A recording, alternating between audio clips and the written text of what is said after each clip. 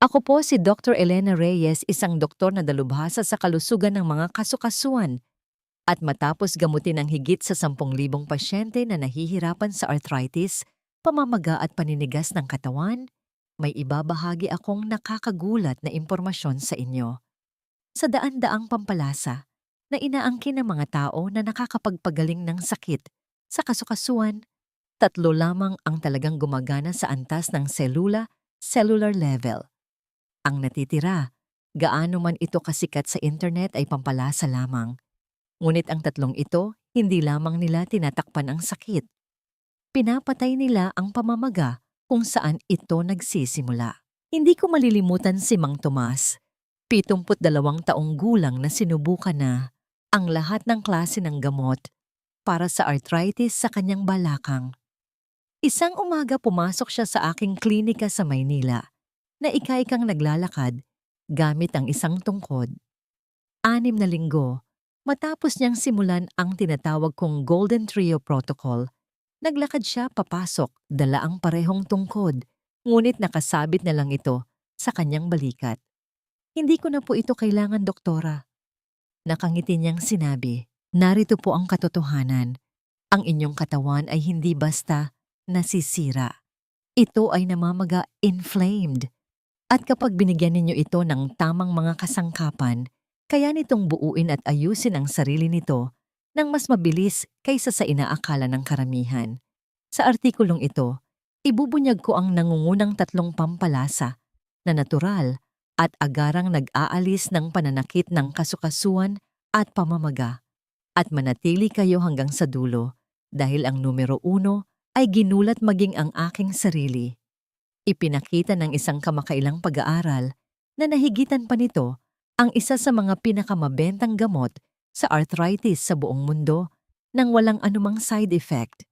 Lahat ng medikal na sanggunian at klinikal na pinagkunan ay nakalista sa ibaba. Maaari ninyo itong suriin kung gusto ninyong basahin ang siyensya sa likod ng kwentong ito. Bago tayo lumalim, may maikli akong katanungan para sa inyo. Saan po kayo nanonood o nagbabasa ngayon, at aling kasukasuan ang pinakamasakit sa inyo ngayon, tuhod balakang o mga kamay? Personal po naming binabasa at sinasagot ang bawat komento. Ngayon nang walang paligoy-ligoy, magsimula tayo sa numero 3, ang nakalimutang pampalasa na ginagamit noon sa mga sinaunang ospital upang sunugin ang sakit mula sa loob palabas. Number 3, long pepper pipali. May isang makapangyarihang pampalasa na halos maglaho na sa modernong medisina, ngunit labis na pinagkakatiwalaan ng mga sinaunang manggagamot. Ito ay tinatawag na pipali o long pepper, isang payat na pinsan ng paminta na tumutubo sa maiinit na kagubatan ng Mindanao at Palawan. Sa unang tingin, mukha itong walang laban, parang kulubot na sanga o maliit na pinikon. Ngunit sa loob nito, meron itong compound na napakatapang, kaya't tinawag ito ng mga Ayurvedic na doktor noon bilang ang apoy na sumusunog sa sakit. Ngayon unti-unti nang nauunawaan ng siyensya ang alam na ng mga manggagamot na yon. Libo-libong taon na ang nakalipas. Ang long pepper ay hindi lamang tinatakpan ng pamamaga. Kaya nitong patay ng pamamaga sa antas ng genetics. Ang mahika ay nasa isang alkaloid na tinatawag na piperlongumine, hindi tulad ng ordinaryong paminta na piperine, na pangunahing nagpapabilis lamang ng absorption o paghigop ng nutrisyon.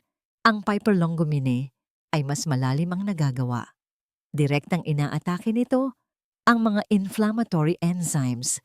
Partikular pinipigilan nito ang COX, 2 enzymes ang parehong enzymes na pinupuntirya ng mga sikat na painkiller tulad ng ibuprofen. Ngunit sa halip na sirain ang lining ng inyong sikmura o atay ginagawa nito, ito nang marahan binabalanse muli ang inyong immune system sa halip na tuluyan itong patayin. Dahil dito, ang long pepper ay isang kamanghamanghang opsyon para sa mga nakatatanda na hindi na makayanan ang matatapang na gamot and SAIDs. Noong 2018, sinubukan ng mga mananaliksik mula sa Journal of Ethnopharmacology ang piperlongumine sa mga daga na may arthritis at natuklasan nilang nabawasan nito ang pamamaga ng kasukasuan ng 70% sa loob lamang ng 72 oras. Mas mabilis na tugon ito kaysa sa diclofenac, ang karaniwang anti-inflammatory na gamot na ginamit para sa paghahambing. Sa madaling salita, hindi lang nito pinapalamig ang apoy, inaalis din nito ang mitya na nagsisimula nito. Ang nakapagpapabukod tangi sa pipali ay ang dalawahang aksyon nito. Hindi lang nito pinapakalma ang sakit, pinabubuti rin nito ang panunaw, digestion at sirkulasyon ng dugo, dalawang sistema na humihina habang tayo ay tumatanda at nagpapalala ng pamamaga. Ang pananaw ng Ayurveda sa sakit ay holistiko. Kung bumagal ang inyong panunaw, naiipon ang mga lason toxins. Kung hihina ang inyong sirkulasyon, naninigas ang mga kalamnan at tissue. Itinatama ng long pepper ang parehong problemang ito. Ang mainit na katangian nito ay nagpapabilis ng metabolismo, habang ang kakayahan nitong magpabuka ng ugat, vasodilating properties, ay tumutulong upang makarating ang dugo sa mga namamagang kasukasuan. Isipin nyo na lang ito bilang pagtanggal ng bara sa isang tubo. Kapag bumalik ang maayos na daloy, natural na huhupa ang pamamaga. Tingnan natin ito sa totoong buhay. 6 na buwan na ang nakalipas si Aling Pasita, isang 69 na taong gulang na retiradong nurse mula sa Baguio City, ay halos hindi na mahawakan ang kanyang baso ng kape sa umaga. Ang kanyang mga daliri ay namamagang at naninigas. Ang kanyang mga buko ng daliri knuckles ay parang may mga graba sa ilalim ng balat. Nakatulong ang mga painkiller ng ilang oras, ngunit pagkatapos ay babalik na naman ang matinding sakit. Matapos mabasa ang tungkol sa pipali sa internet, nagsimula siyang uminom ng kaunting halaga nito, araw-araw, na hinalo sa maligamgam na gatas na may luyang, dilaw, turmeric at pulot honey. Sa pagtatapos ng 2 linggo, nakakapagbukas na ulit ako ng mga garapon. Nakangiti niyang sinabi, pagsapit ng 1 buwan, tuluyan ko nang itinigil ang pag-inom ng ibuprofen. Kinumpirma ng kanyang doktor ang kanyang naramdaman, ang mga markers ng pamamaga sa kanyang dugo ay bumagsak ng halos 30%. Ngayon, bago kayo magmadaling ihalo ito sa inyong pagkain, may isang mahalagang paalala. Napakatapang ng long pepper. Ang kaunti ay sapat na. Inirekomenda ng mga eksperto na magsimula sa 1 kurot lamang, humigit kumulang 8 na kutsarita na inihalo sa maligamgam na tubig tsa o gatas, minsan sa 1 araw. Sa paglipas ng panahon, maaari ninyo itong dagdagan ng unti-unti, ngunit ang ibig sabihin ng mas marami ay hindi palaging mas maganda. Ang compound nito ay aktibo kahit sa napakaliit na doses, microdoses. At kapag pinagsama sa paminta o luyang dilaw, ang mga benepisyo ay lubhang dumadami. Ito ang tinatawag sa Ayurveda na Tricato Therapy, isang timpla ng 3 pampalasa na sabay na nagpapabuti sa metabolismo at paggalaw ng kasukasuan. Susunod ang numero. 2 ay isang maanghang na pampalasa na hindi lamang nagpapamanhid ng sakit, binabago rin nito kung paano nagpapadala ng mensahe ng sakit ang inyong mga ugat, nerves papunta sa inyong utak. Bago tayo lumalim, ipakita po ang inyong suporta sa pamamagitan ng pag-like sa videong ito at pag-subscribe. Hindi ninyo dapat palampasin ang susunod na sikreto. Number 2, cloves o clavo de comer. Kung ang pipali ang nagpapatay ng pamamaga, ang cloves o clavo de comer naman, ang built-in na pampamanhid anesthetic ng kalikasan. Naamoy na ninyo ito noon. Ang matapang at maanghang na aroma na pumupuno sa kusina tuwing taglamig o kapaskuhan. Ngunit ang hindi alam ng karamihan, ang maliit na kayumangging usbong bud na ito ay kayang magpamanhid ng sakit ng mas mabilis kaysa sa mga over-the-counter na gamot. At ang siyensya sa likod nito ay kahanga-hanga. Ang aktibong compound sa cloves ay eugenol, isang natural na kemikal na napakalakas, kaya't mahigit 1 siglo na itong ginagamit sa dentista upang patigilin ang sakit ng ngipin at pakalmahin ang sakit ng ugat, nerve pain. Ngunit hindi doon nagtatapos ang epekto nito. Gumagana ang eugenol sa pamamagitan ng pagpuntirya sa mga nociceptors, ang mga dulo ng ugat nerve endings na nakakaramdam ng sakit.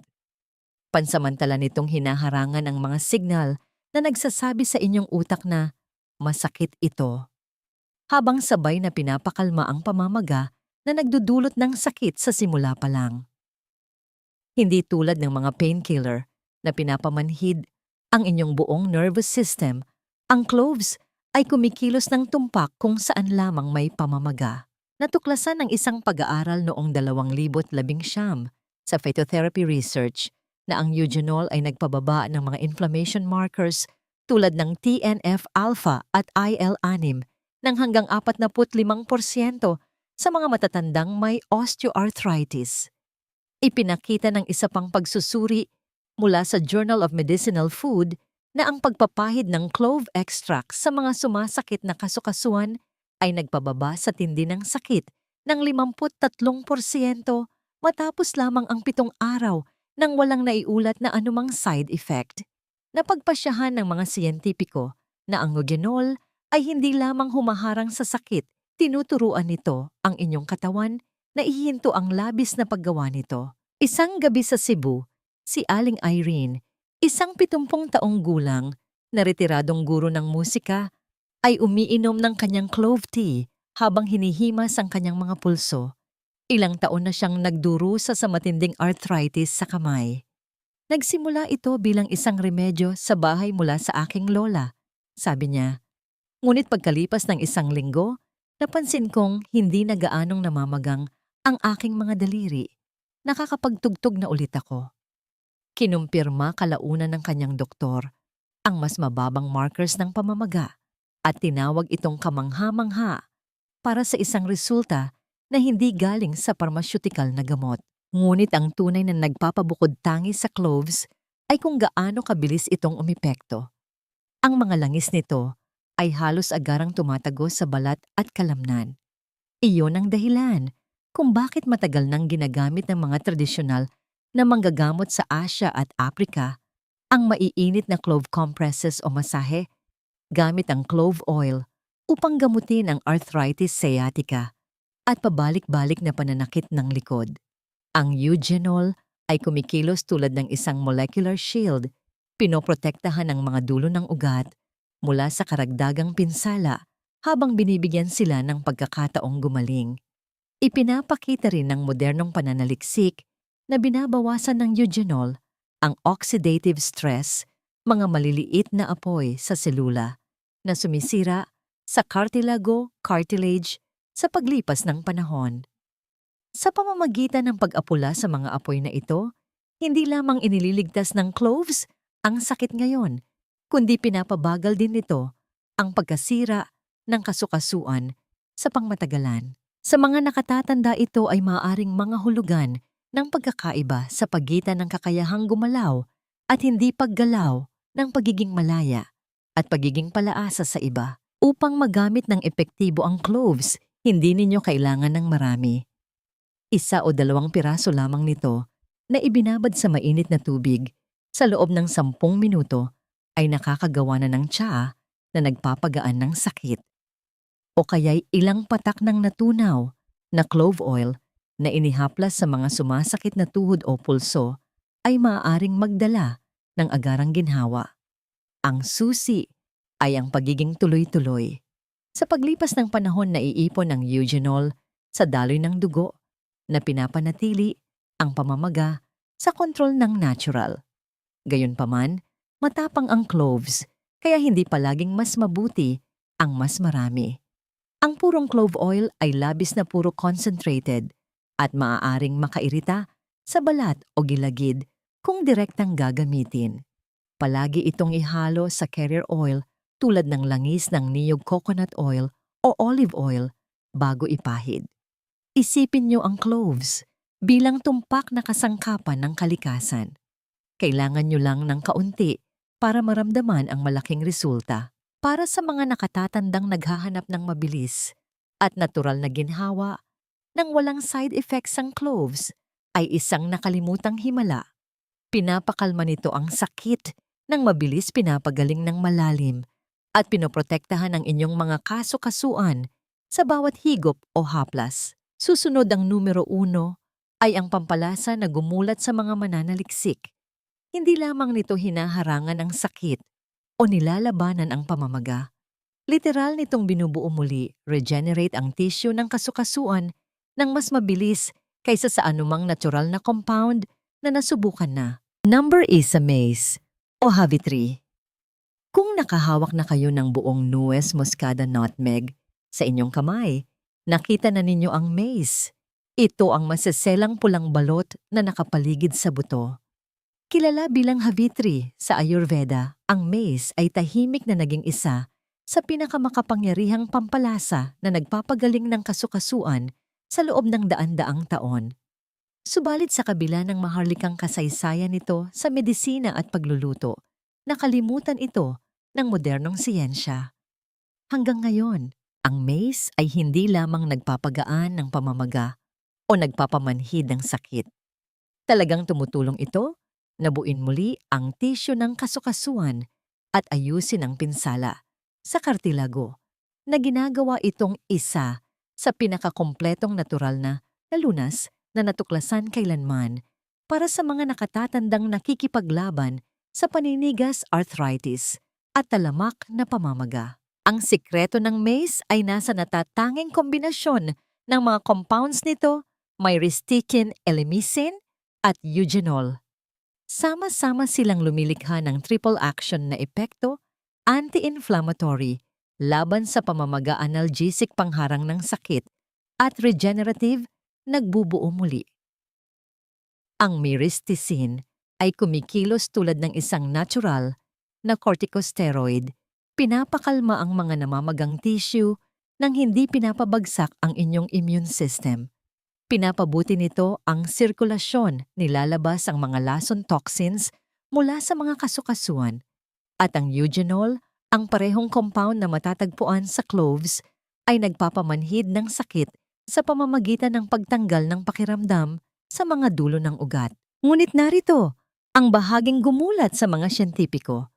Pinapataas din ng maize ang paggawa ng collagen sa katawan na tumutulong na buuin muli ang unang cushion na nag-iiwas sa mga buto na magkiskisan. Noong 2022, inihambing ng mga mananaliksik mula sa Journal of Herbal Medicine ang katas ng maize sa celecoxib, isang sikat na inireresetang gamot para sa arthritis.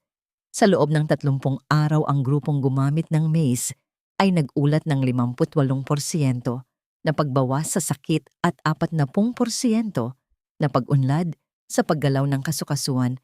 Halos magkapareho sa gamot, ngunit walang ni isang kaso ng pagduduwal ulcer o pagtaas ng presyo ng dugo. Natuklasan ng isa pang pag-aaral mula sa pharmacognosy research na ang langis ng maize ay pumigil sa mga COX-2 enzymes, ang pangunahing dahilan ng talamak na pamamaga ng halos 65% sa loob lamang ng 24 na oras. Para sa mga nakatatanda na ang mga kasukasuan ay sumasakit tuwing umaga, iyon ay parang pagpatay sa switch ng sakit ng katawan sa loob ng isang gabi. Sa isang maliit na klinikal na pagsubok, ipinakita pa ng maize na pinapabuti nito ang lapot ng synovial fluid, ang langis sa kasukasuan na nagpapanatiling maayos ang paggalaw ng inyong mga tuhod at balakang. Ang mga kalahok na lahat ay higit sa 65 taong gulang ay nagsabing hindi na ganoon katigas ang kanilang mga kasukasuan at mas magaan na ang kanilang mga hakbang matapos ang isang buwang araw-araw na pag-inom ng maize tea. Iyan mismo ang nangyari kay Mang Henry, isang 72 taong gulang na retiradong inhinyero mula sa Davao. Matapos ang ilang taon na pagtatrabaho sa konstruksyon ng kanyang mga tuhod, ay labis na napudpod hanggang sa puntong kahit ang pagtayo ay parang pagbubuhat na ng mga blok ng semento. Ang kanyang anak na babae na isang nutritionist ay nagsimulang magdagdag ng isang kurot ng maize powder sa kanyang mga sopas at tsaa tuwing umaga. Wala naman itong masyadong lasa, sabi niya. Ngunit isang umaga, napansin kong nakatayo ako nang hindi humahawak sa silya. Sa loob ng 6 na linggo, nabawi niya ang karamihan sa kanyang kakayahang gumalaw at mas mahalaga ang kanyang kumpiyansa. Para sa mga nakatatanda, ang maize ay hindi lamang isang pampalasa. Ito ay isang repair system. Tinutugunan nito ang pamamaga, pinalalakas ang mga tissue at ibinabalik ang natural na liksi ng paggalaw. Sa madaling salita, hindi lang nito pinapatahimik ang sakit. Tinutulungan nito ang inyong katawan na makalimutang umiiral pa pala ang sakit. Ngayon, alam na ninyo ang katotohanan. Ang 3 pinakamakapangyarihang pampalasa sa mundo para sa pananakit ng kasukasuan at pamamaga ay hindi matatagpuan sa mga mamahaling supplements o gamot. Kaya tapusin natin ito ng may lakas sa pamamagitan ng 5 simple ngunit makapangyarihang mga tip upang ihanda ang mga bihirang pampalasang ito sa tamang paraan. Ito ang mismong pamamaraan na inire-rekomenda ng mga Ayurvedic healers at holistic na doktor para sa pinakamataas na pagsipsip absorption ng katawan at pag-alis ng sakit. 5 paraan ng paghahanda. Para sa pinakamabisang epekto, number 5, ibabad ng magdamag sa maligamgam na tubig.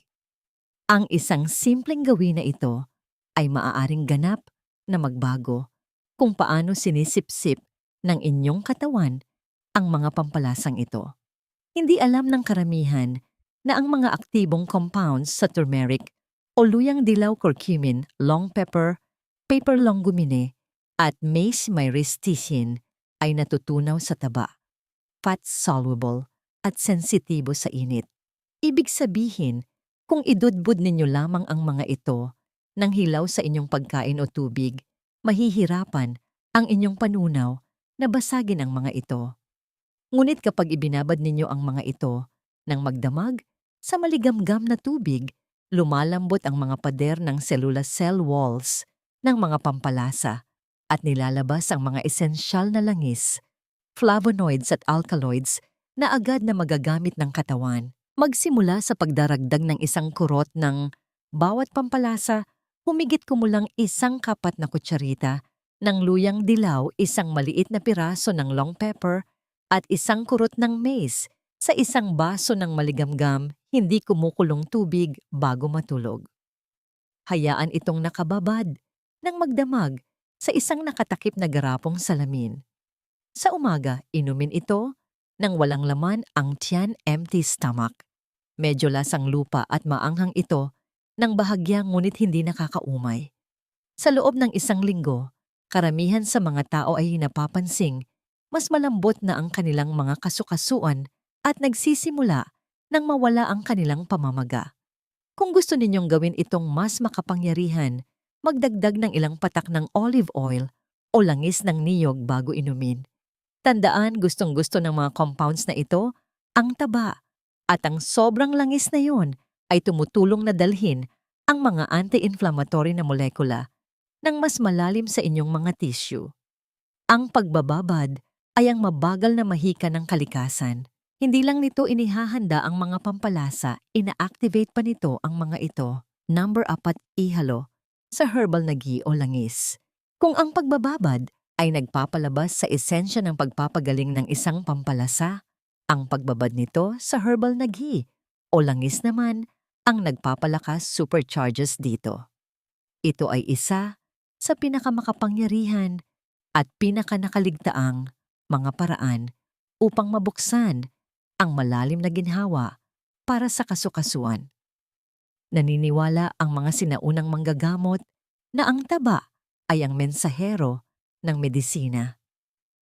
Sa Ayurveda, ang ghee clarified butter at ilang mga langis tulad ng sesame oil langis ng niyog o mustard oil ay ginamit bilang sasakyan upang magdala ng mga herbal na compounds direkta sa mga tissue ng katawan. Sumasang-ayon ang modernong siyensya. Ang mga aktibong sangkap Sa luyang dilaw, long pepper at maize ay lipid-soluble. Ibig sabihin, mas madali silang matunaw sa taba kaysa sa tubig. Kapag inihalo ninyo sila sa mainit na ghee o langis, nagiging mas matatag, mas madaling sip-sipin, at mas mabisa ang kanilang mga molekula laban sa pamamaga. Halos agarang mararamdaman ninyo ang epekto. Kapag ipinahid sa balat ang mainit na pinaghalong langis na ito, ay tumatagos sa balat ni re-relax ang mga naninigas na kalamnan at nilalangisan ang mga kasukasuan mula sa labas papasok. Kapag kinain o ininom, pinapalusog nito ang mga synovial membrane sa loob ng mga kasukasuan, ang sariling oil filters ng katawan na tumutulong sa kanila na gumawa ng mas makinis at mas protektibong likido ng kasukasuan. Para sa mga nakatatandang higit sa 60 ito, ay maaaring mga hulugan ng pagkakaiba sa pagitan ng paggising na naninigas ang katawan at paggising na walang nararamdamang sakit. Ang pagbabad ng mga pampalasang ito sa ghee o langis ay hindi lang nagbibigay ng ginhawa, nagpapalakas din ito ng resistensya. Pinapatibay nito ang mga tissue, ibinabalik ang elastisidad at inilalayo ang pamamaga ng tuluyan. Number 3. Gumawa ng mainit na golden brew. Kung mayroong isang sinaunang ritual na parang purong medisina sa isang tasa, ito ay ang golden brew. Isang mainit na inumin mula sa pampalasa na nire-relax ang mga kasukasuan, binabawasan ang pamamaga at ibinabalik ang enerhiya mula sa loob palabas. Ang nakakaginhawang inuming ito ay ginagamit na sa loob ng maraming siglo sa India, China at Gitnang Silangan bilang parehong pang-araw-araw na toniko at therapy sa pananakit. Ito ay banayad para sa mga nakatatanda, ngunit sapat ang lakas para tumapat sa mga iniresetang gamot sa pamamaga. Ang nagpapamangha dito ay hindi lang ang luyang dilaw. Ito ay ang sama-samang lakas synergy ng init pampalasa at malusog na taba na nagtatrabaho upang hilahin ang pamamaga palabas ng katawan na parang magnet. Narito kung paano ito gumagana. Pinapalawak ng maiinit na likido ang inyong mga ugat ng dugo na nagpapataas ng sirkulasyon at daloy ng oxygen. Kapag ang init na yon ay isinama sa mga anti-inflammatory na pampalasa, tulad ng luyang dilaw, long pepper at maize, ang resulta ay isang malalim na panloob na paglilinis detox na nag-aalis sa mga nakakapamaga na kemikal na nakulong sa inyong mga tissue. Tinatawag ng mga siyentipiko ang prosesong ito na vasodilation, ngunit mararamdaman nyo lang ito bilang isang nakakaginhawang pakiramdam na kumakalat sa inyong buong katawan. Ito ang parehong dahilan kung bakit madalas na bumubuti ang mga sintomas ng arthritis matapos maligo ng mainit na tubig. Nakakatulong ang init na mas mabilis na makarating ang mga nakakapagpagaling na compounds sa mga kasukasuan na higit na nangangailangan sa kanila. Ito ay nakakaginhawa panggamot at labis na nakakapagpagaling. Isang tasa ng init na ginagawang kapayapaan ang sakit. Number 2, iwasan ang paggamit ng lutuang aluminum. Narito ang isang sikreto na halos hindi naiisip ng mga tao kapag sinusubukang pagalingin ang pamamaga. Hindi lamang ito tungkol sa kung ano ang inyong kinakain, kundi kung saan ninyo ito niluluto. Isa sa mga pinakanakaligtaang sanhi ng talamak na pananakit ng kasukasuan at pamamaga, lalo na sa mga nakatatanda, ay direktang nagmumula sa kusina. Ang mga lutuang gawa sa aluminum. Ang aluminum ay mura, magaan at makikita kahit saan sa mga kaldero, kawali-takwire, kahit na ang aluminum foil. Ngunit matapos ang ilang dekada ng pananaliksik, ipinapakita ngayon na ang metal na ito ay tahimik na sumasama sa pagkain habang nagluluto, lalo na kapag na-expose sa init, asin o mga asido tulad ng kalamansi at suka. Sa paglipas ng panahon, ang maliliit na bakas ng aluminum ay naiipon sa daloy ng dugo at tissue. At narito ang nakakabahalang bahagi. Hindi ito madaling maalis ng inyong katawan. Kapag nasipsip na nananatili ito sa mga buto kasukasuan at maging sa utak na nagtitrigger ng banayad na pamamaga low-grade inflammation na hindi kailanman tuluyang namamatay. Kaya habang ang pagkain ay nagpapagaling mula sa loob, ang lutuan naman ay nagpoprotekta mula sa labas. Isipin niyo ito bilang isang hindi nakikitang sandata para sa inyong kalusugan. Number 1. Ipagsama sa mga pagkaing mayaman sa magnesium. Kung merong isang sikreto na makakapagdala sa kapangyarihang magpagaling ng luyang dilaw, long pepper at maize mula sa pagiging nakakatulong patungo sa pagpapabago ng buhay, ito na yon. Ipagsama ang mga ito sa mga pagkaing mayaman sa magnesium. Ang isang kombinasyong ito ay maaaring ganap na magbago kung paano pinoproseso ng inyong katawan ang pamamaga at inaayos ang mga nasirang kasukasuan. Narito kung bakit. Ang pamamaga ay hindi lamang tungkol sa pamamanas o pananakit. Ito ay tungkol din sa electrical imbalance. Ang bawat paggalaw ng kalamnan, signal ng ugat at tibok ng puso ay nakadepende sa magnesium. Ito ang mineral na nagsasabi sa inyong mga kalamnan kung kailan dapat mag-relax at sa inyong mga daluyan ng dugo kung kailan bubuka. Ngunit habang tayo ay tumatanda, ang antas ng magnesium ay bumabagsak.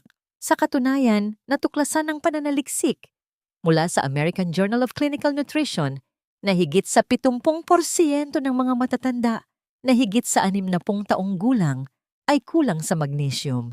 At ang kakulangang ito ay nagpapalala ng pamamaga sa buong katawan.